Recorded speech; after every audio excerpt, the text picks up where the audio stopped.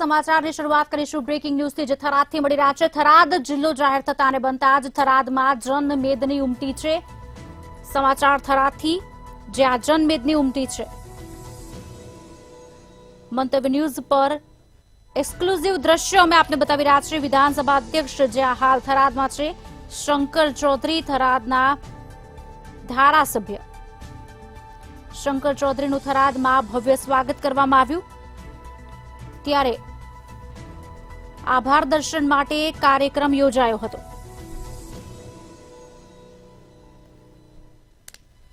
થરાદમાં દિવાળી જેવો માહોલ જોવા મળ્યો છે।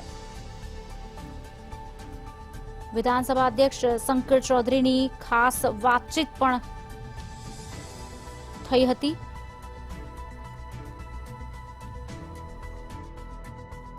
બનાસકાંઠા જિલ્લામાંથી વાવ થરાદ જિલ્લાનું જે નવસર્જન દેખાતો અહીંયા જબરદસ્ત ઉત્સાહનો માહોલ જોવા મળી રહ્યો છે। અહીંયા લોકો ક્યાંક ને ક્યાંક જે આજે દિવાળી જેવો માહોલ જોવા મળ્યો છે ત્યારે આપણે સીધી વાત કરીશું શંકરભાઈ સાહેબ જોડે। સાહેબ શું કહેશો, કેટલો બધો ઉત્સાહ લોકો?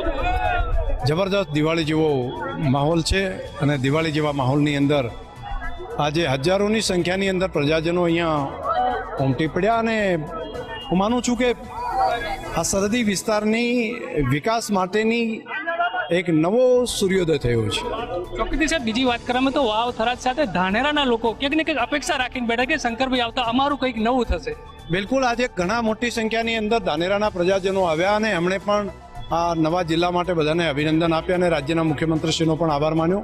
એ પ્રમાણે અહીંયા દિયોદરથી, લાખણીથી, પાભર, સુઈગામ, વાવ સહિત પૂરા વિસ્તારની અંદરથી બધા પ્રજાજનોએ અલગ અલગ જ્ઞાતિ સમાજના બધા આગેવાનો એ પણ બધા જોડાયા અને બધાએ ખૂબ અભિનંદન બધાએ આપ્યા છે।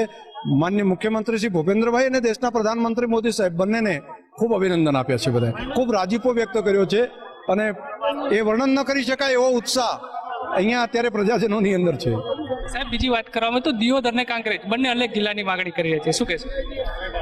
કાંકરેજની વાત છે, ત્યાં આગળ એમનું કહેવું છે કે અમને પાલનપુર નજીક પડે, આ રીતની એમની જે માગણી હતી તો એ રાજ્ય સરકાર સુધી પહોંચાડી છે। જો પહેલાથી અમારા ધ્યાન ઉપર હોત તો કદાચ જો અમારા ધ્યાન ઉપર મૂક્યું હોત તો અમે પહેલે જ કહી દોત કે પાલનપુર એમને ત્યાં નજીક પડી શકે અને દરેકે દરેક ને જિલ્લો નવો બનતો હોય તો એને એવી ઈચ્છા હોય કે હેડક્વાર્ટર અમારે ત્યાં બને તો સારું, તો આ માગણી દરેક કરી શકે, એમાં કંઈ માગણવાનો દરેકને લોકશાહીની અંદર અધિકાર છે। છેલ્લે સાહેબ જે નવા તાલુકા બન્યા, નવા તાલુકાના લોકોને શું કહેશું?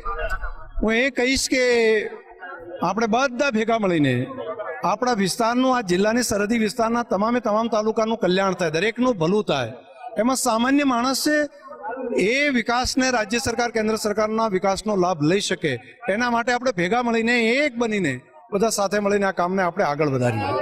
તો આ હતા વિધાનસભાના અધ્યક્ષ શંકરભાઈ, જેમણે વિકાસની વાતો કરી છે અને સાથોસાથ જે નવ જિલ્લો વધ્યો છે એને વિકાસવાની વાત કરી છે। પ્રકાશ ત્રિવેદી, મંતવ્ય ન્યૂઝ, બનાસકાંઠા। થરાદ જિલ્લો બનતા થરાદમાં જનમેદની ઉમટી। મંતવ્ય ન્યૂઝ પર આપને એક્સક્લુઝિવ દ્રશ્યો અમે બતાવી રહ્યા છીએ, જ્યારે શંકર ચૌધરી થરાદના ધારાસભ્ય છે અને ભવ્ય સ્વાગત પણ કરવામાં આવ્યું।